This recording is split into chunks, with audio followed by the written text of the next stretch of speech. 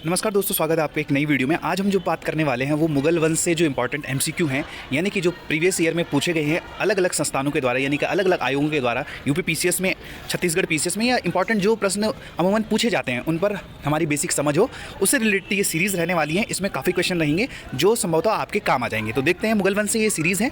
तो देखिए, पानीपत का प्रथम युद्ध किसके बीच हुआ है? तो बाबर और इब्राहिम लोदी के बीच। इसका correct answer option number D हो जाएगा। ठीक है, आगे देखिए, निम्न में से कौन सा युग्म सुमेलित नहीं है, यानी कि कौन सा सही सुमेलित नहीं है? तो ऑप्शन नंबर डी, यानी कि जो चंदेरी का युद्ध है वो 1530 में नहीं हुआ था। ठीक है, आगे देखिए, 1527 ईस्वी में खानवा के युद्ध के में बाबर ने मेवाड़ के किस राजा को हराया था, यानी कि किसको पराजित किया था? तो जो खानवा के युद्ध में बाबर के द्वारा राणा सांगा को हराया गया था, तो इसका आंसर हो जाएगा ऑप्शन नंबर डी। तुजुक ए बाबरी किस भाषा में लिखी गई है? तो देखिए, ये तुर्की में लिखी गई, तो तुजुक तुर्की से आप इसको याद रख सकते हैं। आगे देखिए, हुमायूं द्वारा लड़े गए 4 प्रमुख युद्धों की तिथि के अनुसार सही क्रम क्या होगा? तो इसमें 4 ऑप्शन दे रखे हैं, तो इनमें आपको क्रम के अकॉर्डिंग आप इसको डीसीबीएस से याद रख सकते हैं। दोहरिया, चौसा, कन्नौज और सरहिंद। ठीक है, आगे देखिए, निम्नलिखित में से किसने अपने बादशाह पति के लिए मकबरे का निर्माण कराया? यानी कि ये कौन सा ऐसा शासक था जिसकी पत्नी के द्वारा उसके पति के लिए मकबरे का निर्माण किया गया? तो देखिए, इसमें हामिदा बानो बेगम जो थी उनके द्वारा हुमायूं का मकबरा बनाया गया। और ये मकबरा कहाँ अवस्थित है वर्तमान में? ये वर्तमान में अवस्थित है आपके दिल्ली में। ठीक है, इसको हुमायूं टॉम्ब से जो जाना जाता है। बाबर ने जिहाद की घोषणा की थी, यानी कि किस युद्ध में बाबर के द्वारा जिहाद की घोषणा की गई थी?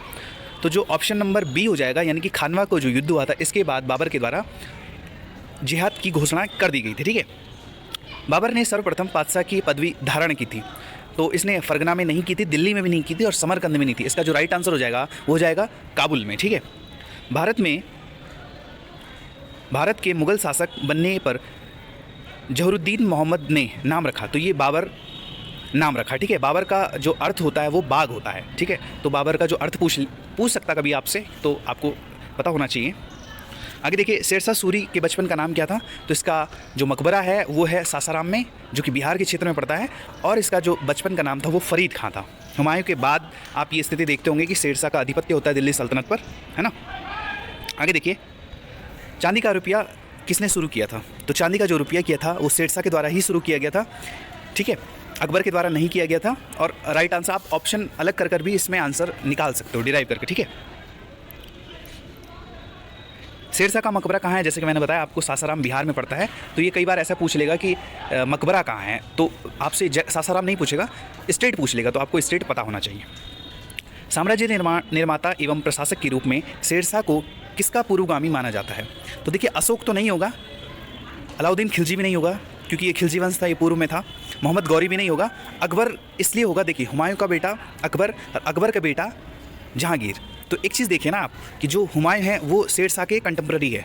तो शेरशाह जो है वो अगर हुमायूं का कंटेम्प्रेरी है तो हुमायूं का बेटा अकबर है, तो अकबर का पूर्वगामी होगा ना। अगर आप प्रश्न को पढ़ेंगे तो आप समझ पाएंगे। शेरशाह की लगान व्यवस्था थी, तो महलवाड़ी, स्थायी बंदोबस्त, इनमें से कोई नहीं है। रैयतवाड़ी, तो ये रैयतवाड़ी थी इसकी। शेरशाह के समय तांबे के दाम और चांदी के रुपये का विनिमय दर क्या थी? तो इससे दर पूछिए, तो थोड़ा टिपिकल है, 64:1 है ये। ठीक है, आगे देखिए, राजपूताना के निम्न राज्यों में से किस एक ने अकबर की संप्रभुता स्वयं स्वीकार नहीं की? तो इसका जो राइट आंसर हो जाएगा वो मेवाड़ हो जाएगा। और ये मेवाड़ उस दौर की लोकेशन थी जो वर्तमान में आज की डेट में राजस्थान का क्षेत्र है। अकबर के साथ युद्ध करने वाली रानी दुर्गावती थी, तो इसका जो आंसर हो जाएगा वो मंडला गढ़कंटका, क्या है ये, मंडला गढ़कंटगा की। ठीक है, इसका आंसर ये थोड़े टिपिकल है, नहीं पूछे गए। टोडरमल ने किस क्षेत्र में ख्याति अर्जित की थी? तो टोडरमल आपको पता होगा कि जो अकबर था उसके नवरत्नों में से एक था, तो इसको ख्याति प्राप्त थी भू राजस्व के क्षेत्र में। अकबर ने दीन इलाही किस वर्ष में प्रारंभ किया था? तो इसका आंसर हो जाएगा 1582। कभी कभी डेट पूछ लेगा, अदरवाइज यही पूछ लेगा कि दीन इलाही किसने चलाया था, तो इसका आंसर अकबर हो जाएगा। ओके, मनसबदारी पद्धति को लागू किया था, किसने किया था? तो अकबर ने किया था। और मनसब क्या होता था? एक पद होता था, पदनाम होता था दरअसल ये। तो ये इसको भेंट करता था, समथिंग 66 के समथिंग इसने दान किए थे मनसब। दिल्ली में कौन सा ऐतिहासिक स्मारक भारतीय और फारसी वास्तुकला शैली का उदाहरण है? तो जो ये पूछा इसने, भारतीय तथा फारसी वास्तुकला, यानी कि दोनों का मिक्सचर कौन है? तो हुमायूं का मकबरा है जो दिल्ली में अवस्थित है। जो इसकी पत्नी ने बनाया है, कि जो ये हुमायूं टॉम्ब है दिल्ली में, इसको कहते हैं आगरा का जो ताजमहल है उसका पूर्व रूप। ठीक है, हुमायूं टॉम्ब। और जो उसका बाद का रूप है वो है बीवी का मकबरा, जो है कि औरंगाबाद में औरंगजेब द्वारा बनाया गया था। महाभारत का फारसी अनुवाद किस नाम से किया गया? तो इसका करेक्ट आंसर हो जाएगा रज़्मनामा। अब इसको आप याद करने की एक ट्रिक ये भी है कि आप रम से भी याद कर सकते हैं इसको, ठीक है, रम से रज़्म और महाभारत से। ओके, वो प्रसिद्ध जैन आचार्य जिसको अकबर ने जगत गुरु की उपाधि से सम्मानित किया था। इसका आंसर हो जाएगा हरिविजय सूरी, ठीक है। मुगलों एवं मेवाड़ों के राणा के मध्य चित्तौड़ की संधि किस शासक के शासनकाल में हस्तांतरित हुई? तो इसका राइट आंसर हो जाएगा जहांगीर, ठीक है। जहांगीर के दरबार में कौन सा प्रथम अंग्रेज दूत आया था? तो विलियम हॉकिंस आ जाएगा। ये बहुत फेमस क्वेश्चन है, ये प्रश्न कई बार पूछा जाता है, जा चुका है, ठीक है। तो ये इसलिए भी बेसिक, इसको बनाने का उद्देश्य यही है कि आपकी बेसिक पे इतनी अच्छी कमांड हो कि अगर ये प्रश्न आए तो आपसे बन जाइए, है ना। किसे जहांगीर ने इंग्लिश खान की उपाधि से सम्मानित किया? तो विलियम हॉकिंस, क्योंकि ये इसके दरबार में आया तो जाहिर सी बात है इसको ही ये उपाधि देगा, है ना। ये भी आप कोरिलेट कर सकते हो चीज़ों से। जहांगीर किस कला का महान संरक्षक था? तो चित्रकला। जैसे कि पता होगा आपको, जहांगीर चित्रकला के लिए और जो शाहजहाँ था वो स्थापत्य कला के लिए फेमस शासक रहे हैं मुगल टाइम पीरियड में।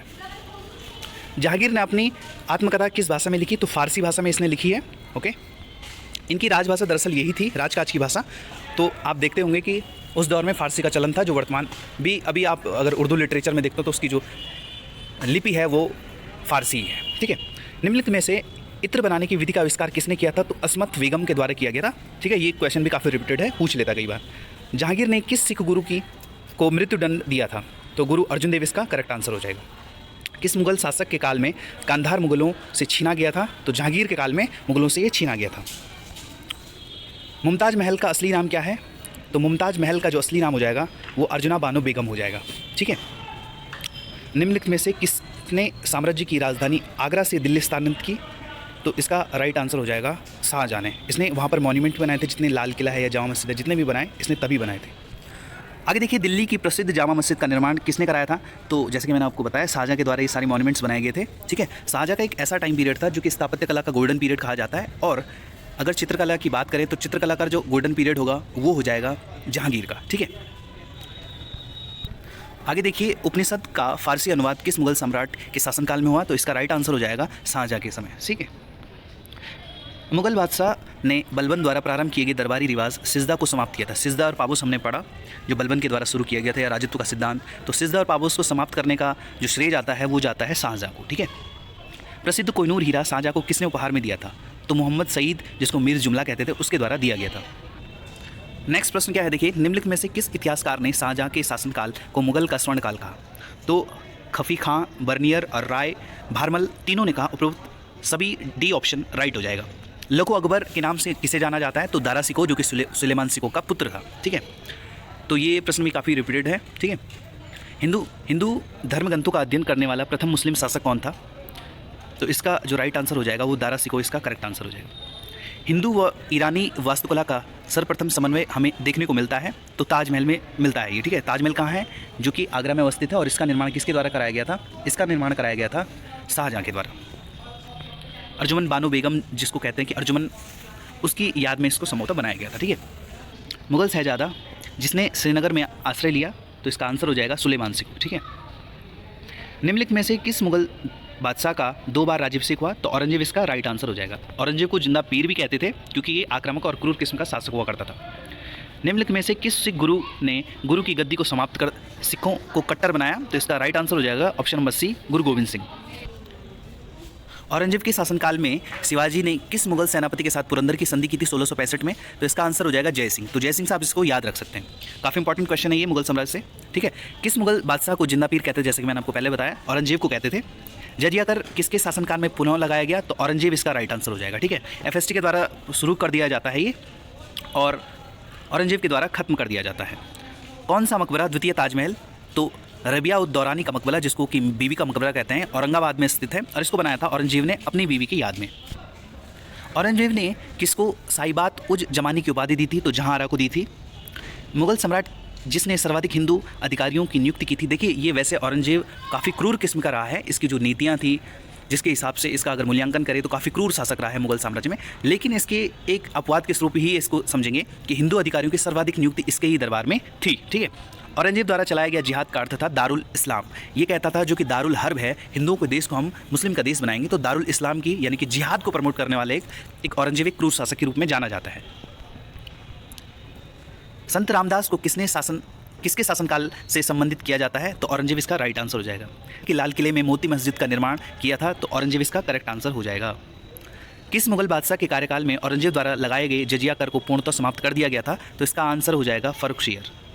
अकबर के शासनकाल में दक्कन में निम्न पद्धति में से कौन सा भू राजस्व वसूली का प्रचलित आधार था? तो हल की संख्या के आधार पर यह पता किया जाता था कि भू राजस्व की एक प्रचलित आधार क्या है। ठीक है, तो इसका आंसर ऑप्शन नंबर बी हो जाएगा। और अंतिम प्रश्न देखिए, निम्न विदेशी यात्रियों में से किसने जहांगीर के शासनकाल में भारत की यात्रा की थी? तो सिस्को पल्टसर्ट इसका राइट आंसर हो जाएगा। तो ये थे कुछ इंपॉर्टेंट प्रश्न जो कि मुगल एम्पायर से रिलेटेड थे, मुगल वंश से संबंधित थे, और संभवतः इससे आप पे काफ़ी कॉन्सेप्ट क्लियर हुए होंगे और आपको काफ़ी बेसिक ये पता होना चाहिए, क्योंकि अब देखिए ये रिपीटेड है तो जाहिर सी बात है कि आपको ये पता होना चाहिए, ये आयोग मानकर चलता है। तो अगर आप इनको बेसिक को क्लियर कर देते हैं तो आपको एक खाका एक तैयार हो जाता है आपके माइंड में। तो मुझे लगता है अगर आपको इनको रिवीजन करते हैं इन चीज़ों को, तो अगर फ्री टाइम में जब भी आप अगर इसको वीडियो को चलाते हो तो आपको काफ़ी चीज़ें वैसे भी याद हो जाएंगी और आप इनको कोरिलेट करने लग जाओगे। ठीक है, और सबसे अच्छा मेथड है 4 ऑप्शन में एक ऑप्शन को हटा के, फिर दूसरा हटा के, फिर तीसरा हटा के, तो आपको राइट आंसर मिल ही जाता है। तो वीडियो अगर अच्छी लगी हो तो वीडियो को लाइक करिए, शेयर करिए, कमेंट्स करिए। आगे भी नेक्स्ट किसी दूसरे टॉपिक पर वीडियो आएगी, पॉलिटी पे आएगी, ज्योग्राफी पे आएगी, इकोनॉमी पे आएगी। अगर वीडियो आपको अच्छा लग रहा है तो वीडियो को लाइक ज़रूर कीजिए और सब्सक्राइब प्लीज़।